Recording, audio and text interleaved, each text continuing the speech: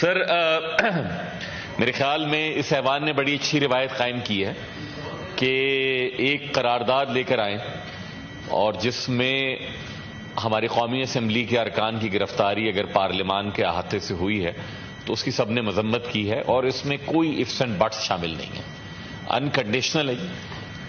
یہ انتہائی نامناسب عمل ہوا۔ توقع رکھتے ہیں کہ اسپیکر قومی اسمبلی نے جو کمیٹی بنائی ہے وہ نتائج لے کر آئے گی اور ایسے نتائج لے کر آئے گی کہ آئندہ کسی کو یہ احساس کرنے کی سوچے بھی نہیں۔ باوجود اس کے کہ سر ماضی میں ہمارے ایم پی ایس کو سندھ اسمبلی سے بھی گرفتار کیا گیا اور جس طرح سے گرفتار کیا گیا تھا، پولیس موبائلوں میں ٹھڈے مارے جاتے تھے، ہم نہیں چاہتے کسی اور کے ساتھ ہو۔ باوجود اس کے کہ مجھے یہ خدشہ ہے کہ ہمارے جو دوست اس طرف بیٹھے ہیں وہ جب حکومت میں کبھی آئیں گے تو انشاءاللہ تعالی جس طرح کے عزائم ہیں اور جس طرح کی باڈی لینگویج ہے جو آج اگر کسی کے ساتھ ہوا ہے اس سے زیادہ ہوگا، لیکن یہ سب سر کوئی بہت زیادہ پروڈکٹیو عمل نہیں ہے۔ آپ گیلری کے لیے پلے کرتے ہیں جیسا کہ ایک معزز رکن نے 2 روز پہلے کیا اور چیئرمین صاحب نے ان کو 2 روز کے لیے سسپینڈ کیا۔ انتہائی نامناسب الفاظ انہوں نے یہاں فلور آف دا ہاؤس کے اوپر ادا کیے۔ بدقسمتی کے ساتھ ان کی کوئی مذمت نہیں کی گئی۔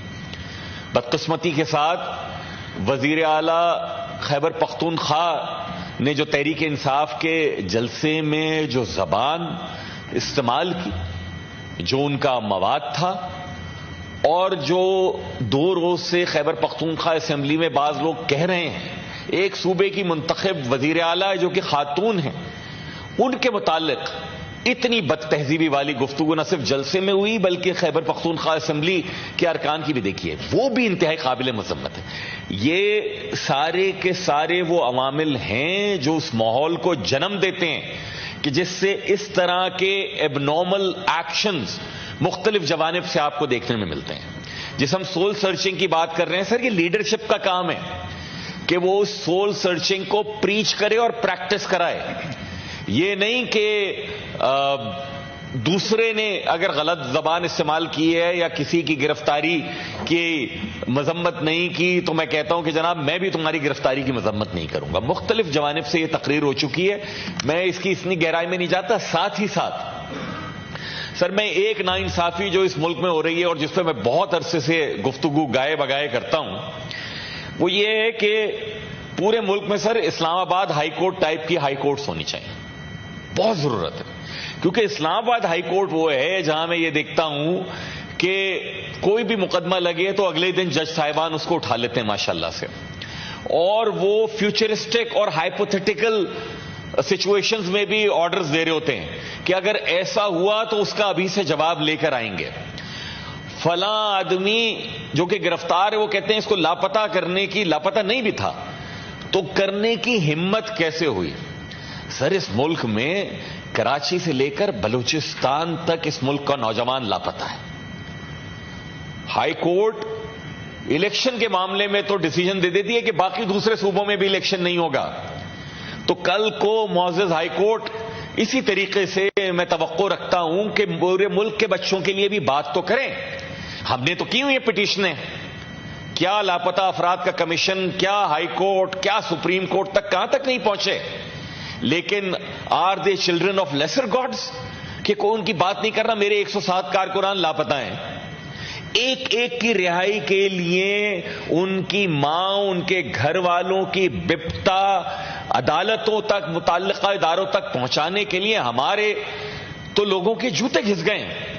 لیکن اس طرح کا کوئی انصاف جو کہ بڑا ریپڈ ہے، بڑا کوئی میں کہتا ہوں کہ سرعت کے ساتھ ملنے والا نظام انصاف ہمیں مہیا نہیں ہے۔ ہم توقع کرتے ہیں کہ جناب وہاں پر بھی دیا جائے۔ کسی کی بھی حکومت ہو، کل تحریک انصاف کی تھی، آج مسلم لیگ نون کی ہے، آنے والے دور میں کسی کی بھی ہو، ان حکومتوں کو کوئی فائدہ نہیں ہے لوگوں کو لاپتہ کرنے سے۔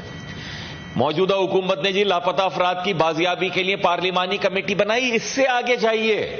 اس ملک کے بچوں کو جنہوں نے بندوقیں نہیں اٹھائی ہیں یا جو بندوقیں چھوڑ کر آنا چاہتے ہیں ان کے لیے ایمنسٹی کا اعلان کیجئے، عام معافی کا اعلان کیجئے، ان کو بازیاب کرائیے۔ لیکن یہ طریقہ نہیں ہونا چاہیے کہ اگر میری ایک پرٹیکولر پولیٹیکل لیننگ ہے تو جناب اسی پولیٹیکل لیننگ کا کہیں سے جوڈیشری میں لوگ بھی ان کو مل جاتے ہیں اور وہ ہائپوتھیٹیکل سچویشنز کے اوپر فیصلے دے رہے ہوں. یہ انتہائی نامناسب قدم ہے.